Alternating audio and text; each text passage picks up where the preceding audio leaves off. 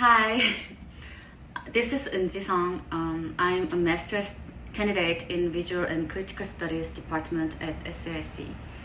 What I want to talk about is my written thesis first and my artworks that go with the thesis. I'm currently writing about, broadly speaking, contemporary Chinese art and more specifically two Chinese language-based artists who are also calligraphers in contemporary Chinese art. Some people say it is a curious thing that I write about Chinese art as a Korean. I see this kind of comment stem from an understanding of my Koreanness that may have nothing to do with anything Chinese.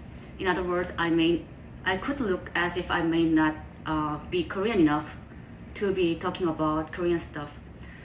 That makes sense in the context that I am doing non-American stuff in America. However, I do not see my interest in contemporary Chinese art that way.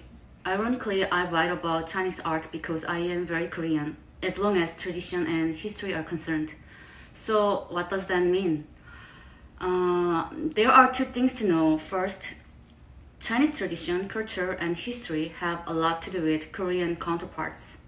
Second, again, I'm writing about two Chinese language-based artists. And it is important to understand that language-based art in China is pretty much about dealing with its tradition, culture, and history. Chinese language, particularly the written language, signifies its long-standing culture. I grew up reading Confucian texts and writing calligraphy on rice paper with ink brush and ink.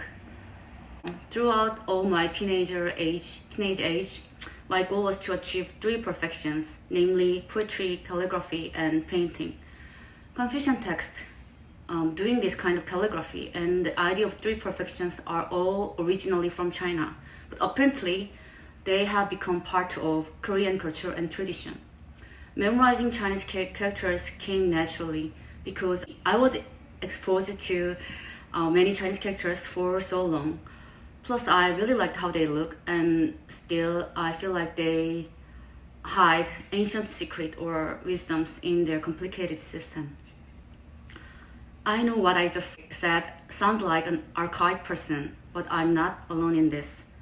The two artists I am writing about are just like me. They are artists as well as scholars. They paint, write, and practice calligraphy. Although they are living in the contemporary world and making contemporary art, they are deeply interested in old cultures. What's more, by combining elements of contemporary art with their knowledge about tradition and culture, mainly Chinese characters and calligraphy, they are making one of the most fascinating contemporary Chinese art, which is pseudo-characters. Pseudo-characters are designed to deconstruct Chinese characters. They are illegible. They remain as images. But didn't I just say that the two artists take an interest in their culture and tradition? Wasn't their language kind of at the core of their culture? If you take a look at their pseudo characters, you will know these artists took great pains to invent fake characters. These fake characters are beautifully done. Then you will figure out that these artists develop a complex love-hate relationship with, say, books, words, and text. Understanding the love-hate relationship is pivotal in understanding pseudo-Chinese characters and eventually a lot of contemporary Chinese art. And that is what I'm mainly writing about. Before diving into my artworks, I would like to briefly talk about the two Chinese artists I am writing about, Xu Bing and Guanda. They grew up during the Cultural Revolution, a decade-long struggle in China that left up to 20 million dead. It was launched by Mao Zedong, essentially to shore up his power in China. This period was filled with propaganda and violence, and Xu Bing and Guanda took part in the Cultural Revolution by producing propaganda posters. Not surprisingly, these propaganda posters held little truth. Fundamentally, Xu Bing and Guanda's pseudo characters are a response to the revolution and a takeaway for them from their own experience.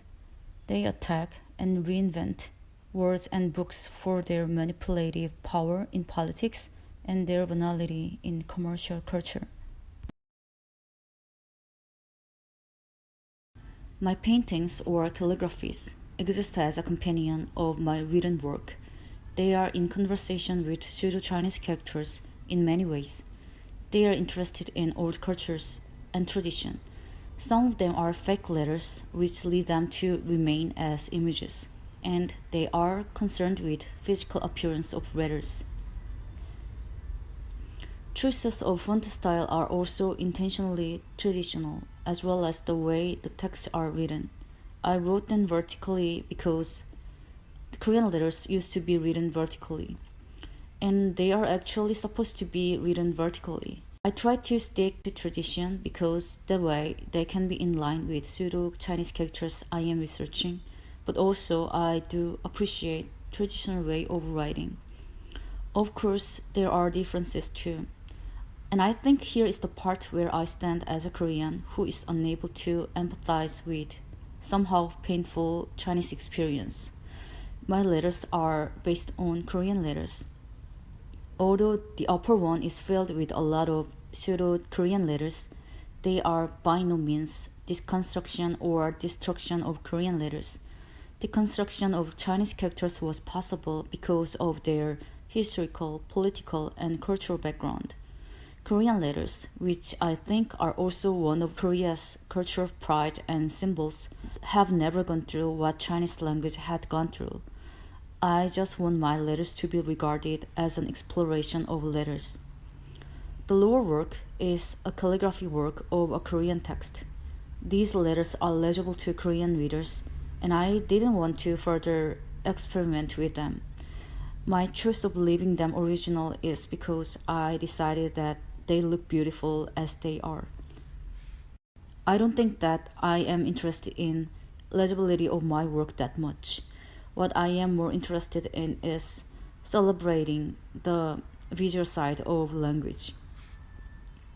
I used ink, white oil paint, fake petals, and Ferrero Rocher gold foil. Petals and gold foils were used to add festive atmosphere. They were decorative options, which I welcomed for my work because I want a visually pleasing experience with them. Also, I like the fact that the petals and gold paper are fake petals, fake gold. I like to question what is authentic or fake. How do we define this word? Can we simply say my pseudo-Korean letters and other Chinese artists' pseudo-Chinese characters fake? Do they open a new possibility for us to understand anything about language, like language's nature? Another difference from pseudo-Chinese characters is that I had Korean text for each work. An excerpt from Jingbirok was used for the upper work. Jingbirok, or the Book of Corrections, originally published in the 17th century, is one of major work in the history of Korean literature. I used a part of Seoyukyunmun, or Observations of the Western World, for the lower work. Seoyukyunmun was written by a 19th century Korean student who studied abroad to America, and I chose a part that describes his trip to Chicago. Reasons I chose these texts are manifold. They are considered as classics now, and awareness of language and language transmission are important discourses around them. Also, I haven't talked about it much, but like pseudo-Chinese characters, Jingbirok is a critic of a past event. Like my position as a student in the city of Chicago, the author of Seoyukyunmun, one of the first Koreans who studied in the US, wandered through streets of 19th century Chicago as a student and wrote about it. Thank you.